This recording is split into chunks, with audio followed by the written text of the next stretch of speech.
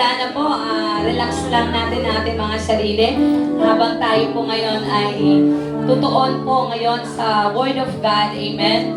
So, napakabuti ng Panginoon. I know that this month talaga maraming nagkakasakit and maraming nagkakatrangkaso.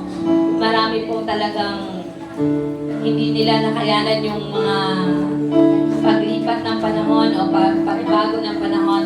But still, God is good all the time. Hallelujah. Amen po ba? Sabihin mo sa katabi mo, mabuti ang Diyos. Sabihin mo sa katabi mo, mabuti ang Diyos. Amen. Hallelujah. Pasalamat sa Panginoon na secure tayo lagi. Iningatan tayo ng Panginoon. Amen. At napakabalad natin dahil nandito tayo ngayon. Amen. Hallelujah. Glory to God. So, meron ba tayong kinatatakutan? Yung iba, wala nang kinatatakutan. Yung iba, kahit sa ipis, takot na takot tayo. Amen? Pag nandyan na yung ipis, kahit saan na tayo pupunta. Pero tingnan nyo, napakaliit ng ipis. Sobrang liit ng ipis. Pero bakit tayo natatakot sa ipis? Dahil lang po tayo may kinatatakutan. Amen? At sa umagang ito, ang ating pong speaker, ang dadalhin niyo po sa atin, it's all about the fear of God.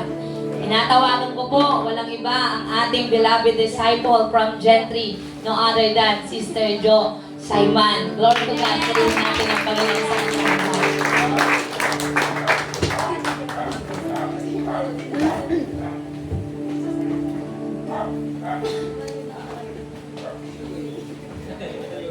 Amen. Hallelujah. Glory to God. Glory to Jesus. Masaya tayo na narito tayo sa ating tahanan ng ating Panginoon. Amen. Ako man ay masaya. Amen. Dahil first time ko siguro na isang oras ba to? O dalawa? Amen. Hallelujah. Glory to God. Amen. Hallelujah. Yun nga, no? Sabi nga sa ating tema, title ng ating pag-uusapan ngayon ay ano nga ba ang kinatatakutan natin sa ating buhay? Amen? Hallelujah. Glory to God. Yan. Sabi nga sa Job na 28, verse 28, po. sa tao ay sinabi niya, narito ang pagkatakot sa Diyos, ang siyang karunungan, ang magpapahiwalay sa pagkaunawa ng ating Panginoon. Bilang isang tao, natural lamang sa atin na makaramdam ng kaba o takot. Aminin man natin o hindi, tayo ay mayroong kinakatakutan, bagay man o hayop. Takot sa aso, ahas sa dilim, masamang tao, ganun rin ang takot sa kamatayan. Amen? Hallelujah. Ganun nga, no? Kahit sa kamatayan ay meron, takot tayong mamatay. Amen? Sabi nga, ang kamatayan ay hindi dapat katakutan. Dahil ang kamatayan ay, yun na yung pangalawang buhay natin na makakasama natin ang ating Panginoon. Amen? Marami nga tayong kinakatakutan sa ating buhay. Pero sabi nga ay, huwag tayong matakot dahil meron tayong Diyos sa ating buhay. Amen? Pero ang mga takot na ito ay dapat hindi natin isipin at katakutan ng lubos. Masamang matakot ng sobra sa buhay. Pero ang tamang takot na kung meron tayong dapat katakutan, ito ay ang ating Panginoon. Dahil sabi nga sa Biblia, ang pagkatakot sa Diyos ay karunungan. Amen? Yun nga, no? Ang pinakamahalagang takot sa atin ay yung magkaroon tayo ng takot sa ating Panginoon. Amen? Dahil kapag hindi ka natatakot, ay wala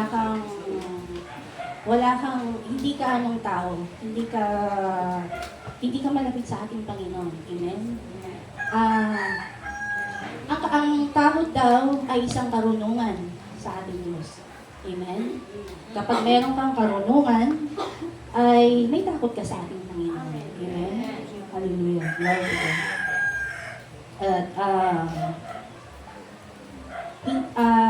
hindi natin matatamo ang karunungan sa pagiging matalino sa totoong buhay. Bagamat totoo magkaroon tayo ng kaalaman sa mundo sa pamamagitan ng pag-aaral.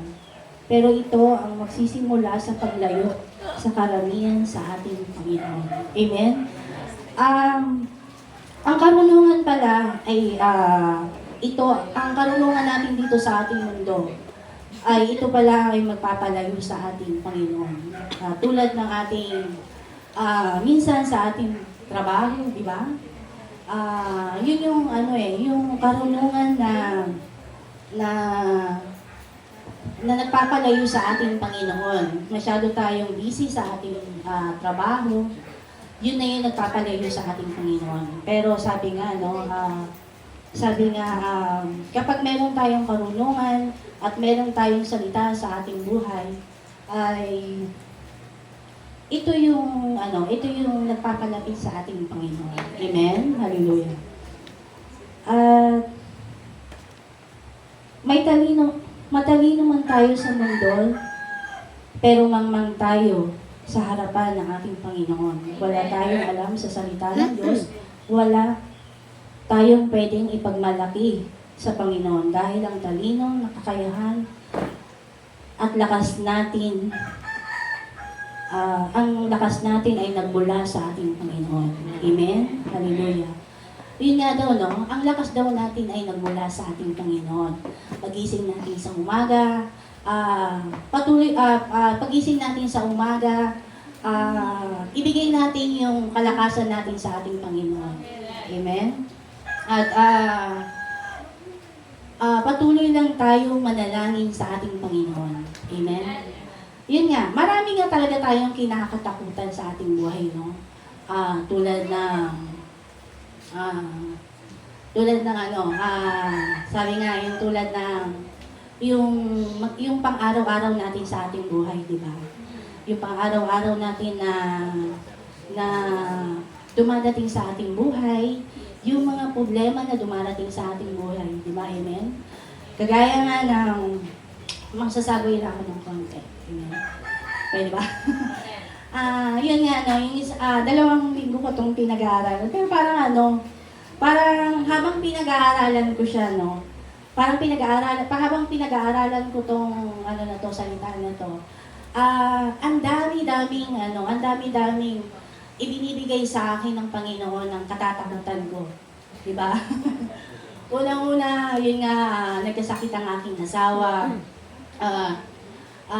Sabi ko nga, siyempre, matatakot ka dahil siya lang yung naghahanap buhay sa amin, di ba? Pero, sabi ko nga hindi. Kasi, dumating kami sa panahon na ito, o dumating kami sa buhay namin ito, na hanggang ngayon, nakatayo pa rin kami sa ating Panginoon. Amen? At, yun, pagkatapos nanalangin na ako sa Panginoon, at kinabukasan, yung nanay ko naman, nagkasakit na naman. Sabi ko, kasi alam kasi ng kaaway na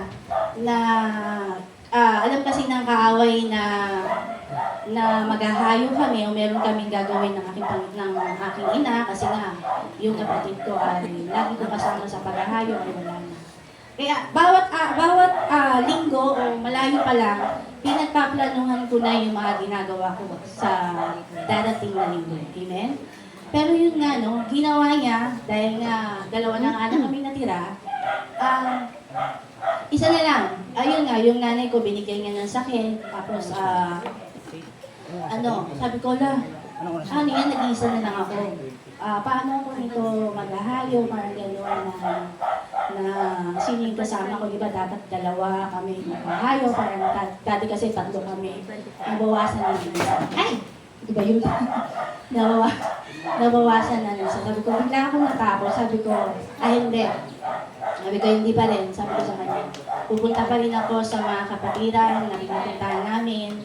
Hindi ako dapat matakot. Kasi, yun nga nung binigay itong salita sa akin ng aking, yun ang ibinigay ito ng Panginoon, yung salita na to. Tawag nito, sabi ko, Lord, hindi naman ako tumatanggi kasi nga nung sinabi ni Pastor na ikaw yung magsasalita doon sa team. Kasi sanay lang naman ako na yung di ba? Si Doray, si Pastora, tapos sanay lang naman ako yung nagbabahay-bahay lang naman kami. Tapos 30 minutes lang o 15 minutes lang yung Sanay lang ako sa ganung lakaran, di ba? At sabi ko, hindi, meron yung takot na, paano po tatayuan yun? Masyado matagal yun.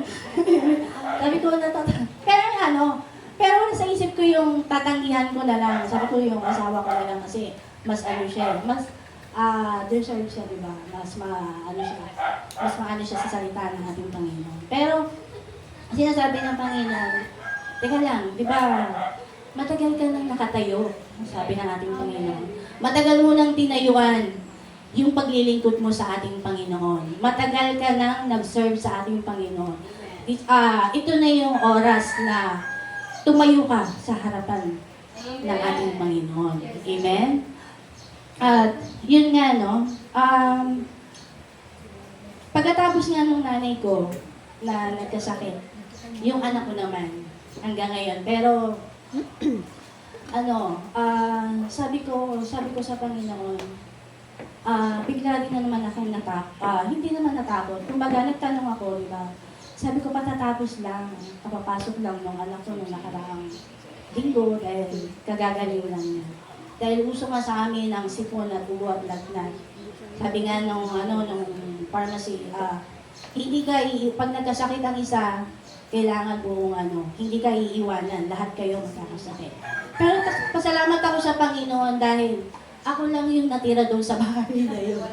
Na walang sakit. Dahil patuloy kong hinihingi yung kalakasan sa ating Panginoon na hindi ako, ayoko matakot dahil tatlo na silang may sakit di ba? Tatlo na silang lagi kong hinihingi sa ating Panginoon na bigyan mo ako ng kalakasan para ako yung sa kanila, yung mag-alaga at manalangin sa kanila. Dahil, yun nga. Pero dahil nga merong ipinapagawa ang ating Panginoon na dapat hindi mo katakutan. Amen? At, yun nga. Ito nga. Totoo na takot na takot. Natatakot talaga ako. Pero hindi dapat tayong matakot sa pagtayo natin sa harapan ng ating Panginoon. Dahil ito yung gantimpala na pagdating ng panahon, ito yung gantimpala na matatamo natin sa ating Panginoon kapag nakarating tayo sa Kanya. Amen? Hallelujah. Glory to God. Glory to Jesus. Sige, magpatuloy tayo sa ating yun nga. Ang natatakot kung walang Panginoon sa buhay ay ang nakakatakot kung walang Panginoon sa buhay ng isang tao. Sabi nga sa Hebrew 10:31, sige po, pakibasa.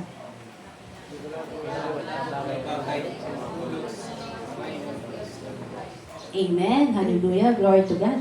Nakakakilabot daw na kapag nawala na tayo sa ating kamay ng ating Panginoon. Kapag nawala na tayo sa ating Panginoon. Amen? Hallelujah. Glory to God. Glory to Jesus. Kaya nga, ang patuloy na lang natin gawin sa ating buhay, sa ating pananampalataya. Amen? Patuloy nating hawakan o humawak tayo sa ating Panginoon. Amen? Tayo kasi mga tao ay minsan sa mga problema na dumadating sa atin, ay bumibitaw tayo. Pero ang Panginoon ay hindi siya bumibitaw sa atin. Amen? Hallelujah. Nakabitaw ka na, pero ang Diyos ay hindi bumibitaw sa atin. Kaya nga patuloy lang tayo na manampalataya at manalig sa ating Panginoon. Amen? Sapagkat siya lang yung kalakasan na siya lang yung kalakasan na para siya lang yung kalakasan para sa atin. Amen? Hallelujah. Kung meron man tayong dapat ipangamba at katakutan kapag mawala tayo sa Diyos, kapag malayo tayo sa ating Panginoon. Amen? Kapag wala tayong Diyos sa buhay, napakahirap at nakakatakot. Kapag hindi tayo takot sa Diyos, ay gagawin lamang natin ang mga bagay na gusto nating gagawin. Tayong ang mga maling bagay na gagawa lang tayo ng kasalanan at hindi kalugod-lugod sa paningin ng ating ng ating Diyos. Ayun nga, no? Sabi nga sa Romans 12:2, wag daw tayo maging ayon sa ating mundo. Amen? Hallelujah. Dahil hindi naman talaga tayo taga rito sa lupa. Amen?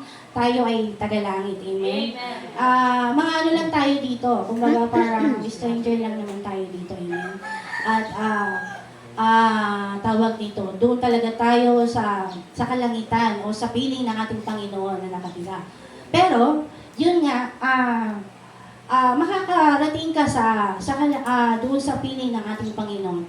Basta yung pananalig mo, basta yung pananampalataya mo, ay naroon sa ating Panginoon. Amen? At nagtitiwala ka na hindi dapat katakutan ang lahat-lahat ng bagay dito sa mundo. Kasi ang mundong ito ay mawawala. Amen?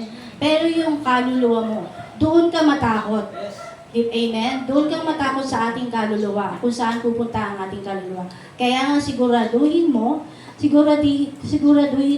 ang pananampalataya at kaluluwa mo ay makakarating sa ating Panginoon. Amen? Hallelujah. Number 1. Kung walang Diyos sa buhay natin, magiging miserable ang ating buhay. Masaya ang buhay natin dito sa mundo.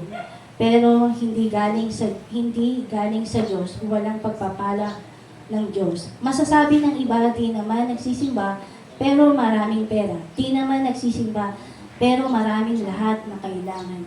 Ang hindi natin alam, offer ito ni Satan, ang mga bagay dito sa mundo para maging masaya hanggang sa okay na lang, hindi na tayo makagawa sa kalooban ng Panginoon. Hindi tayo makapagsimba at makalimutan na natin siya. Yan ay gusto ni Satan. Marami ang mga mapahamak, masilaw sa mga bagay na mayroon dito sa mundo. Pero ito ay temporary lamang. Ang mga bagay dito sa mundo ay hindi nagtatagal. Maging ang buhay natin ay saglit lamang. Kaya nga habang may panahon pa tayo at hindi pa huli ang lahat, let us repent. Magsisi tayo at tanggapin natin ang ating Panginoon at gawin natin tama ang kalooban ng ating Panginoon. Amen? Sabi nga dito, no, habang may panahon, ay magsisi tayo. Amen? Pero habang may panahon, matakot din tayo dahil sa ating mga pamilya na wala pa sa ating Panginoon. Amen? Wag lang tayong wag lang tayo kundi ang ating pamilya, kung pwede ang ating mga kamag-anak. Amen? Pati nang magkaroon tayo ng desire o magkaroon tayo ng awa sa ibang tao. Amen? Hallelujah, glory to God. Yun nga, no? May kubay ka ulit. Yun nga, no? Yung pangalawang, nagkasakit yung anak ko. Takot na takot din ako nung time na nagsuka siya ng dugo, di ba? Itinakbo namin siya hindi na yun. Hindi na nagsuka. Nagkain naman siya ng dugo. Amen. Nung itinakbo namin siya dun sa 13, hallelujah. Hindi naman na ako masyadong, hindi na ako masyadong aligaga. Kasi nga, laging sinasabi ng Panginoon na, ang laging sinasabi sa akin ng ating Panginoon, kapag meron kang Holy Spirit na gumagabay sa iyo at meron kang Panginoon, laging mangungusap sa iyo ang ating Panginoon na, anak, huwag kang matakot, kasama mo ako. Amen? Amen. Ano man yan ay dadaan lang yan, hayaan mo lang yan, at lilipas din yung problema na yan. Alam mo yung habang nandun ako sa ospital, yung bag na dala-dala ko, meron doon na may trust doon na yung pinamimigay namin nung huling punta ng mga taga GMA doon, Evangelism. Nandun siya sa bag na habang nandun yung anak ko sa may dahil nga sabi niya, bumili ka nga ng tubig dahil nauuwaw ako, sabi niya. Nung lumabas ako dun, nung bumili ako dun sa malapit sa may hospital, may parang umiiyak doon na mag-ina, apat sila, tsaka yung dalawa na tungkol doon sa pamilya nila na itinakbungan sa ospital. Pero tamang-tama yung trust na nakuha ko doon. Sabi ko sa kanya, pwede bang mag-share ng word of God sa inyo? Hallelujah. Alam niyo yun, nandun ako sa time na di ba? Nandun ako sa time na problema, na kinakatakutan ko. Pero yun nga, sabi niya, ano ba yan? May bayad ba yan? Sabi nung hindi, wala. Ano lang to, ibinibigay ko lang to para, bigay ng Panginoon. Sana mabasa ninyo. Kung ano man yung mga problema na, wala naman ako maitutulong, kundi itong salita lang ng ating Panginoon na kung may time kayo, basahin niyo sana. Sabi niya, ano po ba ang religion niyo? Sabi niya, born again, sabi ko. Ganun. Pero sabi ko sa kanya, wala naman yung sa religion, kundi sa ating malalim na relasyon natin sa ating Panginoon. Sapagkat wala namang religion. Pero meron akong kaibigan na taga Canada. Sabi niya, lagi nga tumatawag. Kaso nga ayoko lagi siyang kausapin kasi alam mo, pagkausap ko siya 2 oras. Kaya minsan lagi ko sinasabi, busy ako. Kasi nga rin siya, parang dating daan pastora. Sinasabi niya sa Biblia, sabi ko, minsan nag-uusap kami tungkol sa salita ng Panginoon. Sabi niya sabi ko sa kanya, wala naman kasing reliyon na makakarating sa langit. Hindi sis, may makakarating sa langit na reliyon. Sabi ko, saan yung verse? Babasahin ko, sabi niya, ano yun? Sabi, ano ba yung sinabi? Basta nakalimutan ko, sabi niya. Yung kasi yung kapatiran daw ng nakalagay daw dun sa Sabi ko, parang wala naman sis, sabi ko sa kanya. Wala namang reliyon, kundi ang ating relasyon na malalim sa ating Panginoon. Sabi ko, okay lang, sabi ko sa kanya, na kahit na magkaiba ang ating paniniwala. Kasi nga sabi niya, hindi ko naman to sinabi sa'yo para umanib ka o sa akin. Pero sabi niya nga, marami na daw siyang naakay doon sa dating daan na kanyang sinalihan. Sabi ko, bakit ano ba dating reliyon mo? Sabi niya, born again ako, pero yun nga lang, parang hindi ko naman, sabi niya, parang hindi daw siya nagkaroon hindi naman daw siya nagkaroon ng kasiyahan bilang isang born again. Sabi ko, baka hindi mo lang inaral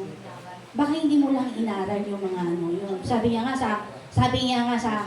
alam mo ba, yun naman pala, sabi niya, hindi naman pala masama. Sabi niya hindi naman daw masama magsalita ng masama sa tao. Like diba? Sabi ko, hindi. Sabi ko sa kanya, ano yun? Sabi ko, wala naman sa Biblia yun na pwede ka kasi syempre yung pastor nila ba, nagmumura, parang gano'n. Hindi naman daw pagmumura yung mga sinasabi nila. Sabi ko, hindi. Masama man o yung lumalabas sa ating bibig ay ito ay kasalanan pa rin sa ating Panginoon. Kaya tinapos ko na lang yung pag-uusap namin kasi nga lumalalim parati yung laging pinag-uusapan namin tungkol sa ating Panginoon. Basta ang malaga, lagi ko sinasabi sa kanya na pareho tayong naglilingkod sa ating Panginoon. Magkaiba nga lang yung paniniwala natin. Amen? Hallelujah. Glory to God. Hallelujah. Sige, balik tayo. Number 2. Kung walang Diyos sa buhay natin, ang buhay natin, ang akala natin totoong secured na secured na ang buhay. Meron tayong trabaho, meron tayong insurance, secured yung future natin. Pero meron tayong SSS, GSIS, pag-ibig, ipon sa bangko. Pero ang totoo, secured ba ang pagdating ng panahon tayo ay mapupunta sa langit at magkakaroon ng buhay na walang hanggan. Amen. Hallelujah. Yun nga sinasabi nga dito, no? Tawag nito, secure nga ba talaga tayo sa mundong ito? Amen? Dito sa natin, sa trabaho natin. Hallelujah. Dito sa mga ipon natin, yung mga natatamo natin sa buhay natin. Hindi tayo secure dyan sa ating mga na natatanggap natin sa ating buhay. Amen?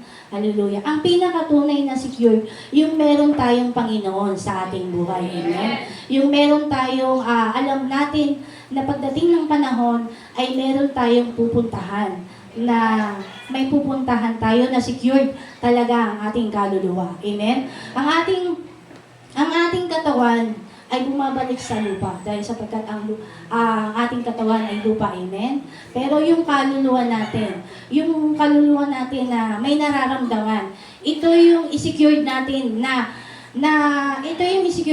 makakarating sa langit. Amen? Ito yung i-secured natin na dapat na ilapit natin sa ating Panginoon. Amen? Hallelujah. Sapagkat yun yung tunay na secured ng ating buhay. Amen? Hallelujah. Glory to God. Glory to Jesus. Sige. Kung hindi natin kilala at tinanggap at walang Diyos sa buhay natin, mapapahamak tayo, mapupunta tayo sa walang hanggang kaparusahan sa impyerno. Amen. Hallelujah. Yun nga daw, no? Kung hindi natin kilala at tinanggap ang ating Panginoon, ay mapupunta daw tayo sa impyerno. Amen. Hallelujah. Kaya nga magpasalamat tayo sa ating Panginoon dahil pinili tayo ng ating Panginoon, di ba? Para mapunta tayo sa piling ng ating Panginoon. Patuloy tayong parating magpapasalamat sa Panginoon dahil sa dami-dami ng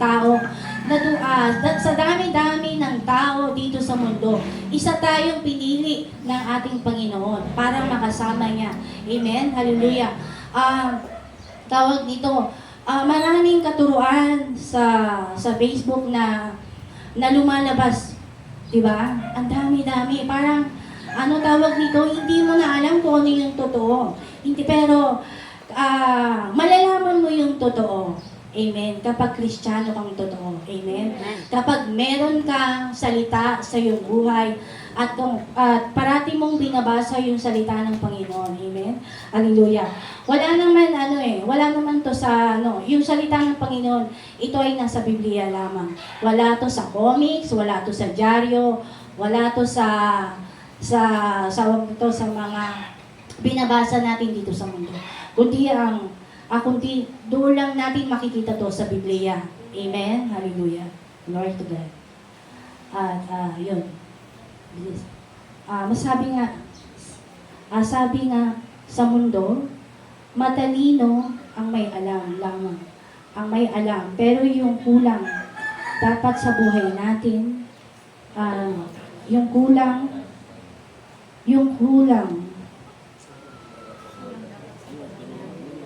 na dapat sa buhay natin lamang, tayo sa sarili nating kakayahan at katalinuhan. Amen. Hallelujah. Glory to God. No? Yung sabi nga dito, ang kakulangan ng ating kaalaman sa ating Panginoon, hallelujah, ay patuloy natin alamin sa ating salita ng ating Panginoon. Hallelujah. Glory to God.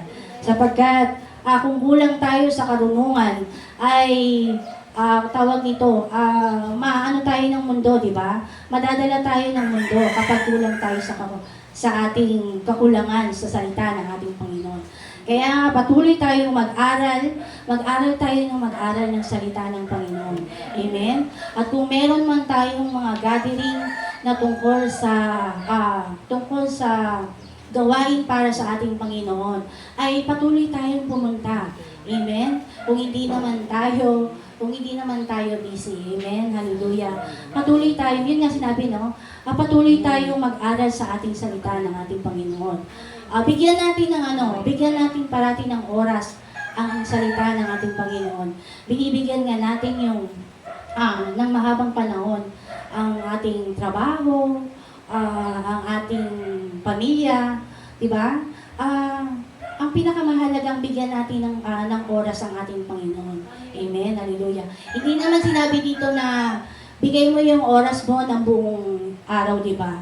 Bigyan mo siya ng time. Kasi kailangan araw-araw kasi yun dapat na ibigay mo sa ating Panginoon. Para hindi ka malalayo at para hindi ka magkaroon ng takot sa buhay mo. Ano man yung problema na darating sa buhay mo na hindi mo na siya katatakutan dahil merong Diyos na gagabay at merong Diyos na gagabay sa atin. Amen? Hallelujah. Glory to God. Glory to Jesus. Yun nga, no, na napaka-excited. Hello. Salamat dahil, natayuan ko tong, salita na to. Amen? Hallelujah. Pagaman, wala pang, sabi nga na asawa ko, baka nga ilang lang yan eh. Ito lang din naman din eh. Pero alam nyo, isa lang yung pinasasalamatan ko. Dahil nakatayo ako sa harapan ng ating Panginoon. At saka, napapasalamat ako sa una sa lahat sa Panginoon dahil nagtitiwala siya sa akin kahit alam niya kung hanggang saan lang yung kakayahan na meron ako. Higit sa lahat dun sa mentor namin, si Pastora. Dahil doon ako lumalim sa kanya. Amen. Hallelujah. Doon ako lumalalim para sa kanya dahil alam niya rin kung ano yung kakayahan na meron ako. At napapasalamat ako dahil sa mga nakasama ko dito sa FPR, si Dora, tsaka si Pastora. At yung mga nakasama ko, ayun na, kumabila na. Amen. Pero, napapasalamat ako dahil hindi kumabila. Kumabila lang sila ng Pero patuloy pa rin sila nagpapatuloy sa ating Panginoon. Amen. Hallelujah. Minsan nga, sabi ko, sana, lagi kong pinapanalangin sa Panginoon na sana, hindi naman imposible dahil tao lang tayo, di ba? Sana dumating yung panahon na magsama kami uli. Magsama-sama uli. Amen. Hallelujah. Sapagkat,